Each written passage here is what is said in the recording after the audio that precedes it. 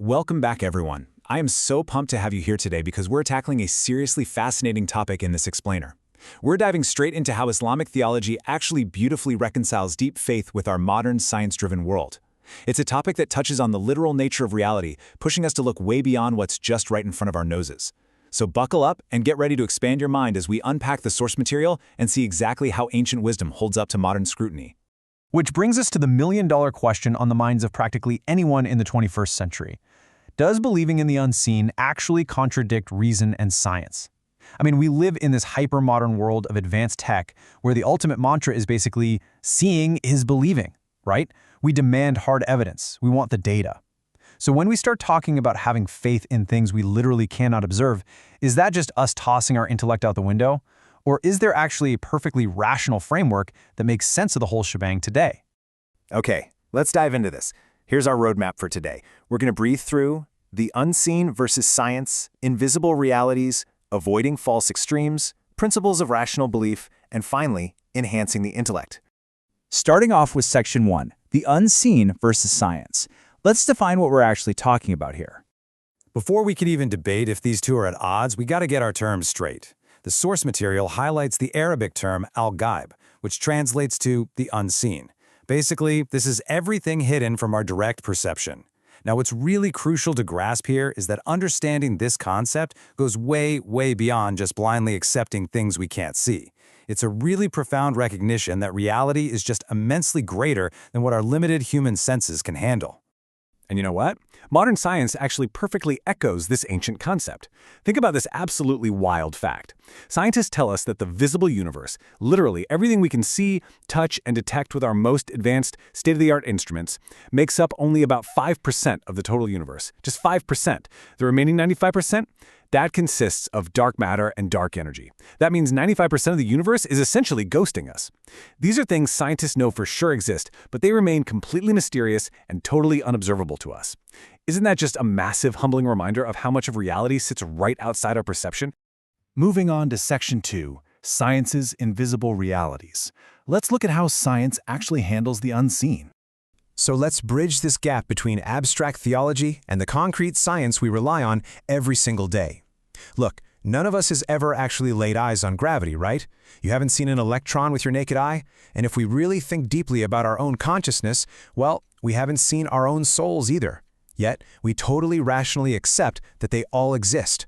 Why is that? It's because we witness their effects.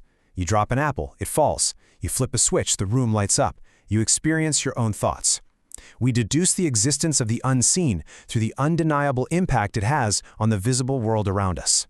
And just look at how scientific progress historically turns the unseen into the seen.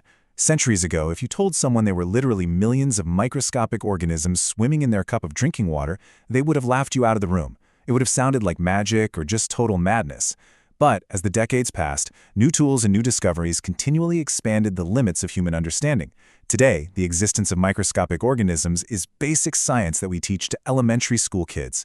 Each new discovery is just another reminder of how much we still don't know and how yesterday's impossible is just today's undeniable fact. All right, Section 3, avoiding false extremes, finding that rational balance. When society tries to grapple with this vast unknown, we often stumble into two very specific, very problematic traps. On one side, you have extreme materialism. That's the absolute stubborn rejection of anything that cannot be physically observed or measured in a lab right this second. And on the flip side, we have false superstition, which is trying to access the unseen through completely unreliable, unproven means. We're talking fortune tellers, astrology, tarot cards, that sort of thing. Both of these extreme paths lead us way off track from true guidance and logical reasoning. I mean, one completely denies the 95% of the universe we can't see, and the other just makes up wild guesses about it. We desperately need a rational middle ground here. Which brings us to Section 4, Principles of Rational Belief. How do we build a rational faith in the unseen? The source material lays out 7 fundamental principles, and honestly, they are incredibly logically sound. First off, as we've already established, science itself confirms the world is full of unknowns. Second, we have to swallow our pride and admit the human intellect, as amazing as it is, has absolute limits. If we can't even fully figure out our own minds, we definitely can't claim to comprehend the entirety of existence. Third, our senses are not the only way to establish truth. Seriously, if we limited reality only to what we can directly sense, we'd have to throw out most of modern physics.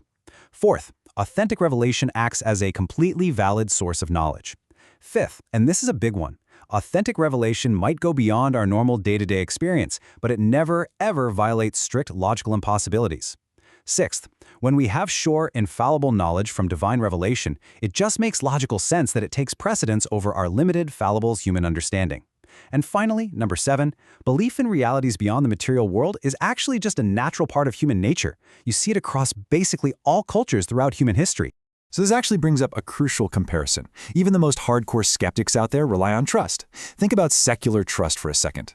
Many people accept completely unproven scientific theories about the incredibly distant past or the far-off future simply because they trust the scientific authorities who are telling them about it. They haven't crunched the numbers themselves, they're just relying on reports. Well, religious trust operates on a very similar rational mechanism. It's the acceptance of the unseen based on reports from prophets whose truthfulness, character, and track record have been rigorously historically proven. Basically, if you trust a reliable source in one domain, it is entirely rational to trust a proven reliable source in another. And finally, Section 5, enhancing the intellect. Let's talk about reason and its actual scope. I really want to drive home why this matters so much. Accepting the unseen does not diminish your intellect at all. In fact, faith isn't about suspending your reason, it's about understanding reason's proper limits and its proper scope. It actually enhances your intellect by placing human capability in a realistic context. It prevents that sort of arrogance of assuming our tiny human minds can encompass the literal entirety of existence, while still totally encouraging us to think deeply and logically about the world around us. Let's just pause for a second on this incredibly powerful quote from the Quran mentioned in the source material. It says, "We will show them our signs in the horizons and within themselves until it becomes clear to them that this is the truth." This just perfectly synthesizes the entire approach we've been talking about. It shows how divine parables, physical evidence out there in the vast universe, the horizons, and the deep mysteries of our own consciousness within ourselves, they all work together. They're all signs meant to guide human reason straight to the ultimate truth. And that leaves us with this final, really provocative thought to ponder. If our own souls, our own consciousness, and 95% of the physical universe are completely hidden from our direct view, does acknowledging our limits actually expand our understanding of reality? I mean, it really seems that true wisdom doesn't lie in denying what we can't see, but in recognizing that the seen and the unseen realms are both just vital, beautiful parts of one magnificent creation. Thank you so much for joining me today on this explainer. I really hope this deep dive helped illuminate some of these complex ideas for you. Keep seeking, keep learning, and I'll see you on the next one.